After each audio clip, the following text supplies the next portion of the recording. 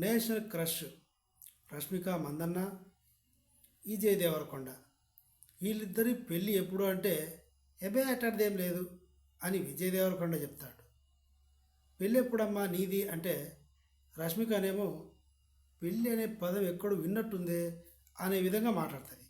కానీ ఇద్దరు మాత్రం లివింగ్ రిలేషన్షిప్లో ఉన్నారు. లివింగ్ రిలేషన్షిప్లో అంటే తాళి కట్టని మొగుడు, తాళి కట్టించుకొని పెళ్ళాం. తాళి కట్టలేదు కానీ అదే కొంపలో ఒకే కొంపలో ఇద్దరు కలిసి ఉంటారు. పచ్చిగా మొత్తం బయటపడిపోయారు. మొన్న ఒక జిమ్కు వెళ్ళి ఇద్దరు జిమ్ సూట్లోనే బయటకు వస్తున్నారు. దీన్ని బట్టి అర్థం ఏంటి?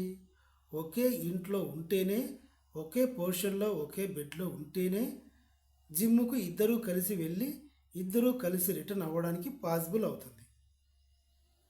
రష్మిక మండన్న ముంబైలో ఉంటే, విజయ్ దేవరకొండ హైదరాబాద్లో ఉంటే, ముంబై నుంచి రష్మిక ఫ్లైట్లో వచ్చి శంషాబాద్లో ల్యాండ్ అయ్యి అక్కడి నుంచి బెంజ్ కార్లో విజయ్ దేవరకొండ ఇంటికి వెళ్ళి ఆయన్ని లేపేసి ఆడికి స్విమ్ సూట్ వేసి జిమ్ డ్రెస్ వేయించి తీసుకెళ్తుంది ఆ జిమ్కి. లేదు కదా. అలా జరిగేసరికి ఉదయం ఫ్లైట్ ఎక్కితే శంషాబాద్కి వచ్చి ఇంటికి వచ్చి జిమ్కి వెళ్ళేసరికి 10:30 అవుతుంది. వీళ్ళు 7:30కి జిమ్ బయట కనిపించారు. ఇలా తలదాచుకున్నారు అంటే ఏంటి అర్థం? నిజంగా వీళ్ళు పెళ్లి చేసుకునే ఉద్దేశం అయితే లేదు. పెళ్ళి, సంసారం ఇవన్నీ నేను భరించలేని నొప్పిని కలిగిస్తాయి అంటుంది రష్మిక.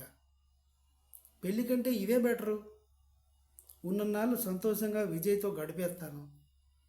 విజయ్కి నాకు మనస్పర్ధలు వచ్చి ఏ కారణం చేతో విడిపోయామనుకో అజయ్ని తగులుకుంటాను. అజయ్కి నాకు మనస్పర్ధలు వచ్చాయనుకో సురేష్ని తగులుకుంటాను. తప్పేముంది? ప్రపంచ దేశంలో స్వతంత్ర భారతంలో ఎవరు ఎలా అయినా ఎవరితో అయినా బతికే స్వతంత్రం ఉంది కదా.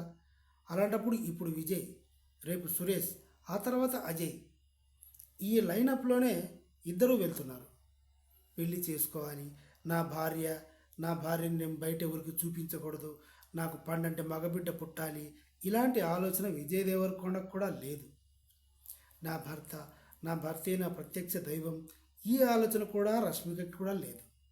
ఇద్దరూ పుచ్చుకు ఎంజాయ్ చేయడం, జిమ్ములు అవి ఇవి తిరగడం, బీర్లు బిర్యానీలు తాగడం, స్విమ్మింగ్ పూల్లో ఇద్దరు ఎందుకులే. సో మొత్తానికి వీళ్ళిద్దరూ ఎంజాయ్ చేయడానికి మాత్రమే తిరుగుతున్నారు తప్ప పెళ్ళి సంసారం తుస్సు. నా ఎక్స్ప్లెనేషన్ మీకు నచ్చితే గుద్దు, సబ్స్క్రైబ్. Thank you.